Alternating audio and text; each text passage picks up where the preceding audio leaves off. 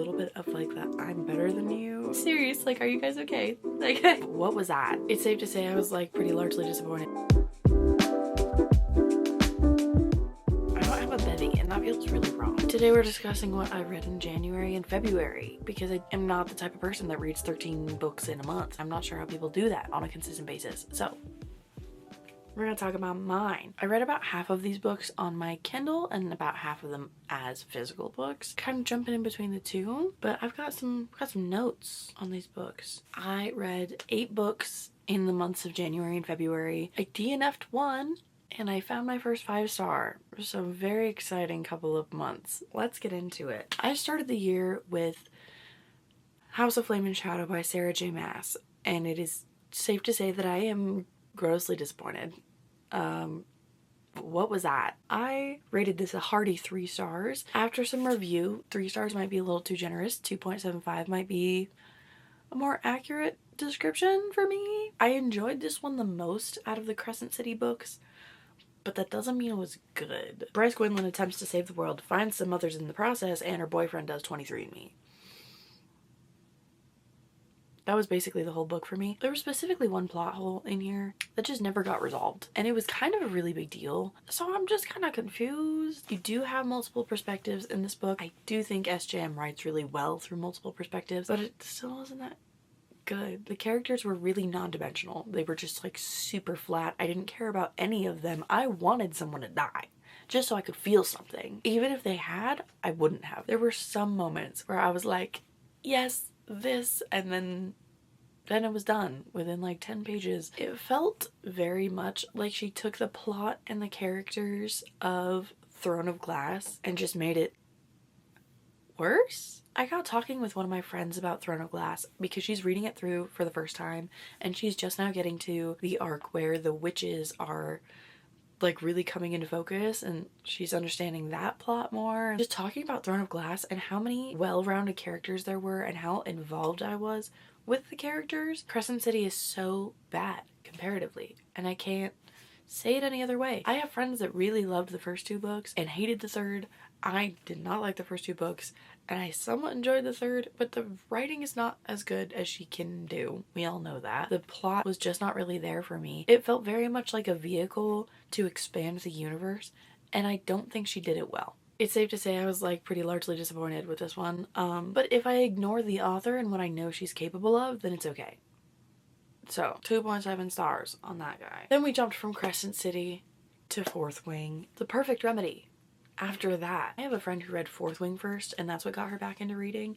And now she's reading Throne of Glass, and she's like, Fourth Wing does not even compare to Throne of Glass. I'm like, well, Crescent City does not even begin to compare with Fourth Wing. This was perfect, especially jumping from one to the other. This was the perfect little salve that I needed to not put me in the most horrific reading slump at the very beginning of the year. I wanted somebody to die in Crescent City just so I could feel something. I started Fourth Wing and everybody's dying. Immediately. They're crossing the parapet and everyone's dying. Fantastic. That's exactly what I was looking for. Thank you. Violet unwillingly switches trade school from scribe to dragon rider, from writer to writer, if you will. Finds her voice, strength, the most powerful dragon known to man, and a super hot boyfriend on the way. That's basically it. Dragon War College. It's fantastic and amazing. The characters are so well-rounded, so dimensional. Yes, I did cry. We all know who I cried for. Oh, it was just lovely. And this, I just want to cuddle this book forever. This book is 4.5 stars for me. Truly chef's kiss. Absolutely stunning. Beautiful. It was so easy to read. Definitely like new adult in the writing style, which is totally fine with me. I loved it. You have all the great workings of a good fantasy novel. You have a chosen one in denial. You have morally gray shadow wielding hot man. You have academic rivals. You have dragons, political tension, the simmering feeling that we don't know all that's going on ever. It just has all the right pieces and it's delectable because of it. It's just one of those things that makes me happy to be a reader. This is what it is to enjoy a story, not because it's very in-depth, but just because it's got a good plot and good characters. Loved it. Nothing will compare to Xaden Rierson in this book. Not even Xaden Rierson in the other 2. It's just, he's unmatched here. Stunning, beautiful, love that. Every part of it. the observation, the snarkiness, the little bit of like the I'm better than you, the academic excellence, disarming her on the mat. And he has such this good sense of control, and so it's such a big deal when he loses it. It's delectable. I have goosebumps. Nothing will compete with Zane Meyerson in this book. It's just how it is. He's just so good. This book is popular for a reason. People like it for a reason. Okay, 4.5 stars on this guy. Did cry, which was perfect. Thank you, Rebecca. This was stunning. Naturally, we just rolled into the second one immediately after, because what else was I to do? Boy, was I having a time. Boy, was I having a time. This got crazy. The world expands so much. There's so many characters, names, flying creatures to keep track of. That was a little bit confusing. There's so much world expansion, and you get the feeling that something huge is about to happen. And it does. This was a 4-star read for me. Hear me out. 4 stars because it got a little bit confusing, but we still love her. This was so good. This book is Throne of Glass coded. I said what I said. I said what I said. You don't know everything. You learn things. You're betrayed by people. Main character's tortured. Like, it's just so good. There's a rescue scene. We start seeing a redemption arc for one of our characters that I felt super betrayed by in the last book. Throne of Glass level plot points. And I meant it when I said it. Zane Meyerson, again, is he comparable? Not exactly, in my opinion, because the first book is just so good, but this was still good. The confession, the rescue scene, my house, my chair, my woman. Get out, bro. I rated Fourth Wing at a 4.5 and this book at a 4, but I honestly think this is my favorite of the 3 right now. I know that's a hot take. People have it out for this book. People do not like this book, but I did. Actively experienced all 5 stages of grief on the last page of this book. I was incredibly unwell, actually inconsolable for at least a week. It was bad. I jumped straight into Onyx Storm. Not even a minute. You can go watch it happen in the Empyrean vlog. Literally less than a minute between finishing this book and starting the next one because I just couldn't handle it. I'm keeping this one spoiler free, but the Empyrean vlog is not. So go. But I just all 5 stages of grief. Definitely was not able to keep track of all the people, places, things that we were introduced to. But again, still love her. I just loved the pacing and the plot. At this point in the story, I just loved the characters so much. Like all of them. Literally all of them. That I just couldn't help but be so deeply invested in this book. And I think it was just kind of perfect for me in that I felt so attached to these characters. Call me crazy, but I loved her. Naturally, as I just said, rolled straight in. I would have started crying if I didn't. And thank God Rebecca picks this up literally the same day as when this one ends. So I would not have been well otherwise.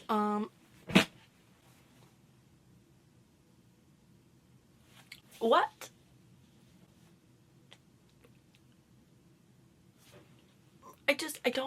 I don't understand. I don't think anybody does, and I think that's the joke. I know all of us finished this book and we're like, what in the hell just happened? But also the whole book, babe.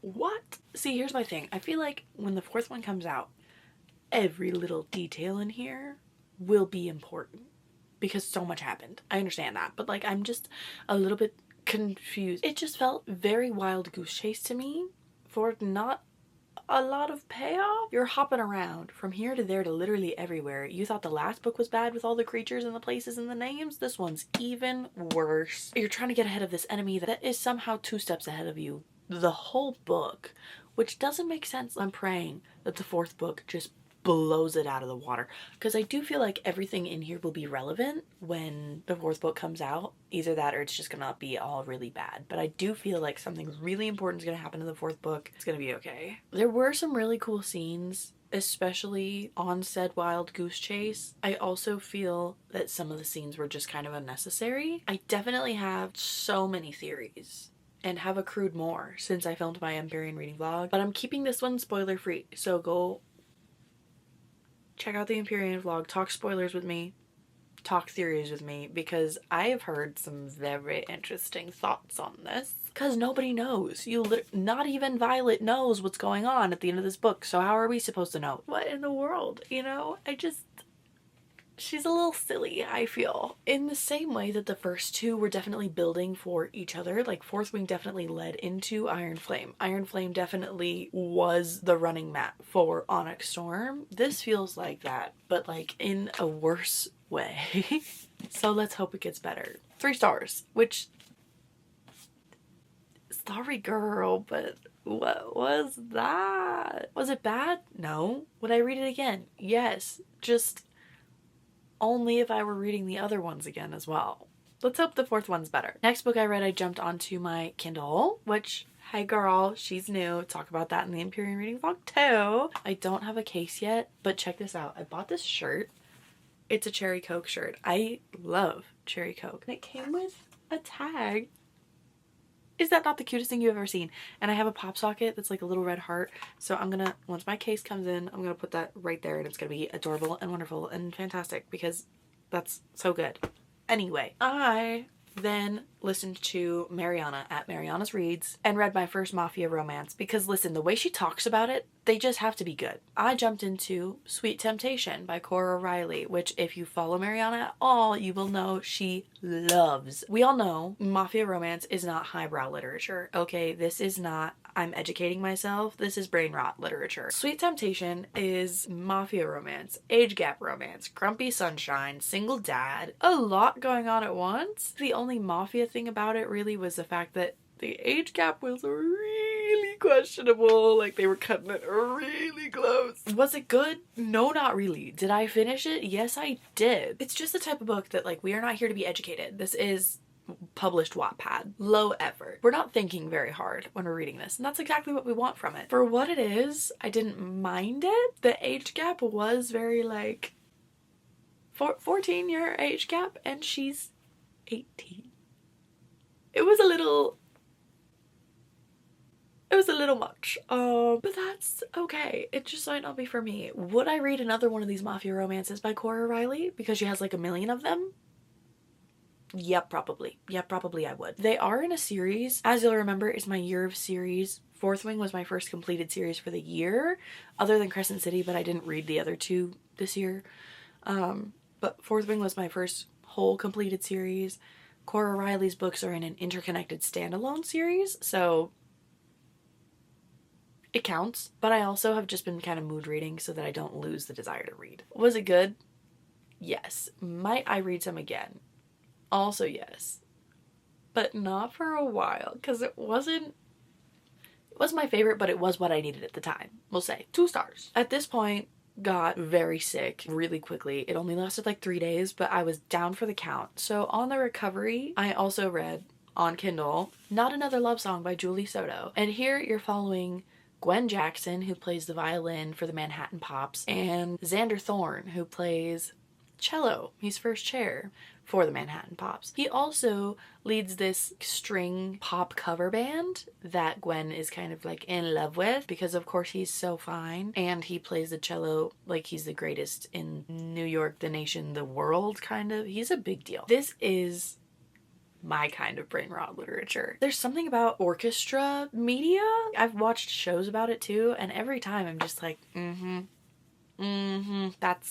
that's the good stuff right there. It just does something for me. This is like what I wanted from Sweet Temptation thematically. It just worked out way better for me. Also, they're the same age, so that was better for me. Rivals to lovers, but not exactly academic because it's orchestra, not academics. So she falls first, kind of. He falls harder. There was some banter in here. I was giggling. I was kicking my feet. I very much enjoyed it. Was it like really well-rounded? No, but it was fun and it was cute and I was giggling, so I loved it. The supporting characters I actually cared about and they had like pretty solid character to them, you know? Yeah, I value that a lot because Sweet Temptation was basically just the 2 of them and the 2 children. The other characters were just like kind of there. I actually cared about the supporting characters and they played an important role in these people's lives, which I really appreciated. For example, in Sweet Temptation, Julia's family just kind of like disappears. Like her parents are just like not really in the picture. And I guess part of that is like a thematic choice, but like they just kind of are up and out. And that's not how it is for most people in life. So when you go into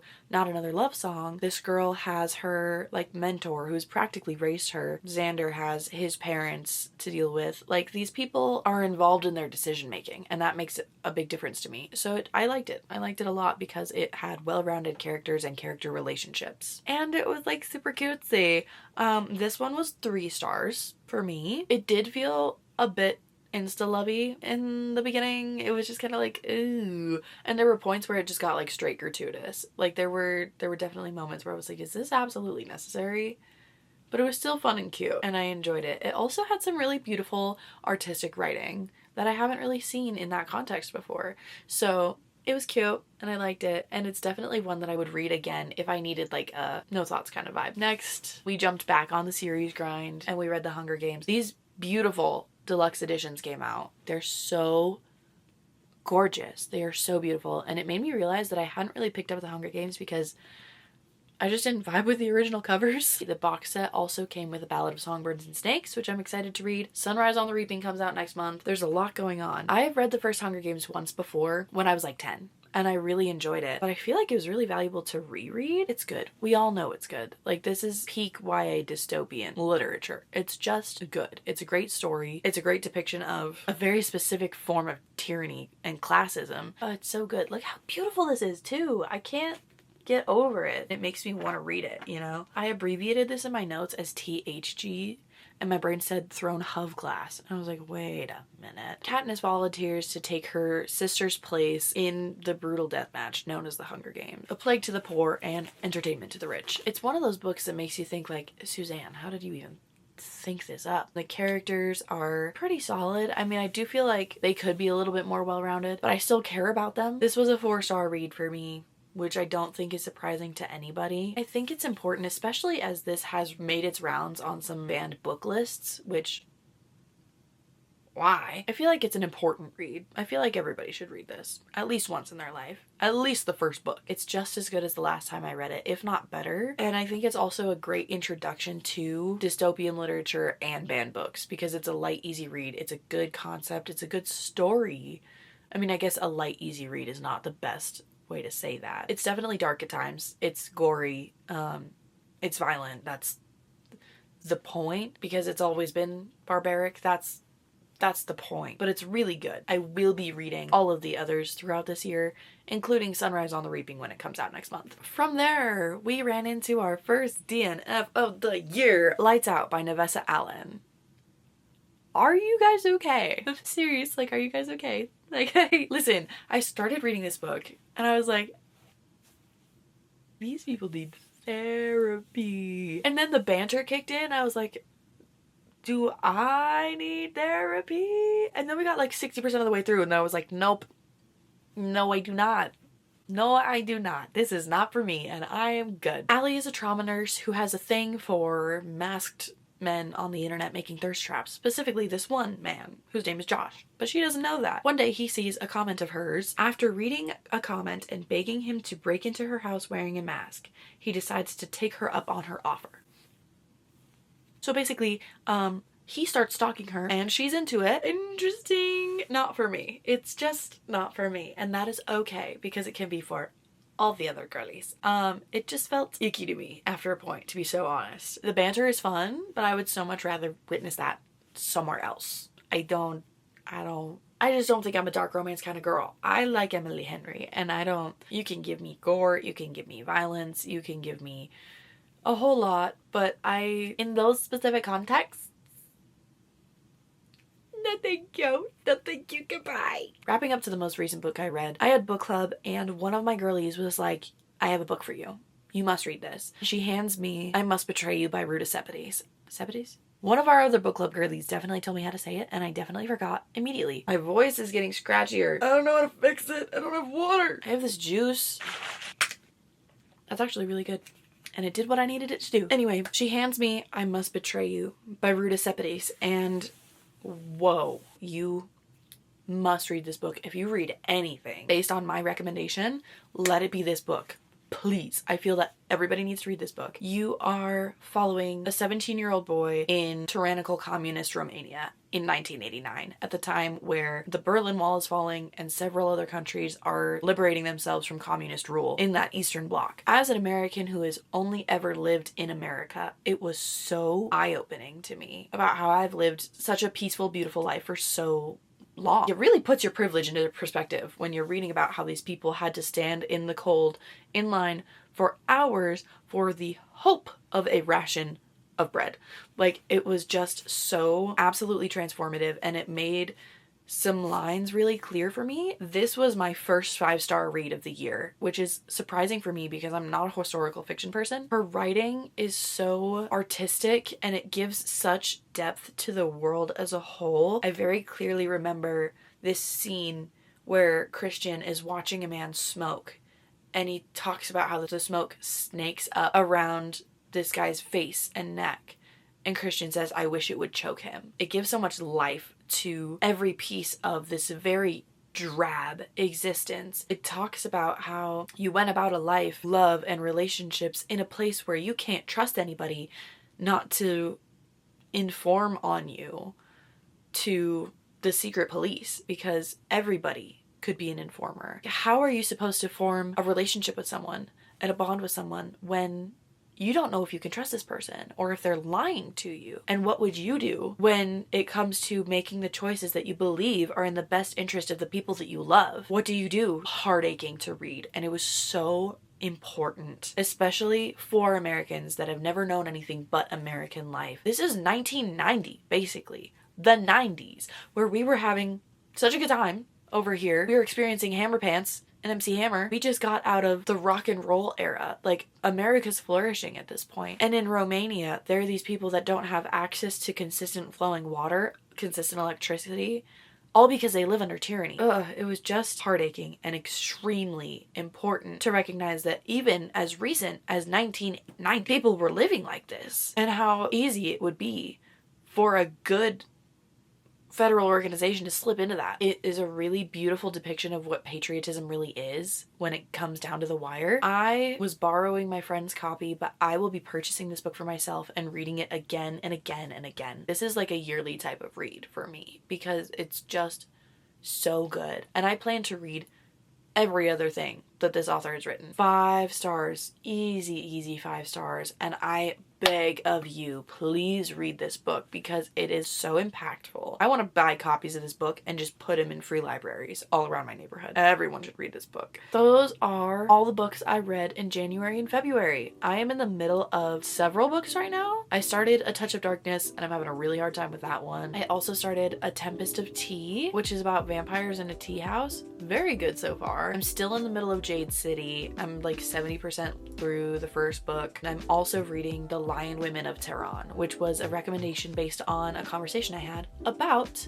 I Must Betray You. And like the feeling that I got from I Must Betray You, one of my friends got from The Lion Women of Tehran. I bought it immediately. I actually bought the last copy at Barnes & Noble. Really excited to move through that. Again, I'm like mood reading. It's like a loose suggestion for it to be the year of series, you feel? I'm on track for my goal of 50 books for the year, so things are looking well. Thank you for staying and watching. If you've read any of these books, please share your opinions with me, especially if it's one I didn't necessarily like. Follow me on socials, we can chat more. Follow my Instagram and Goodreads for more consistent updates on what I'm reading. Thank you so much for watching. I appreciate you. Take care. I'll see you in the next one.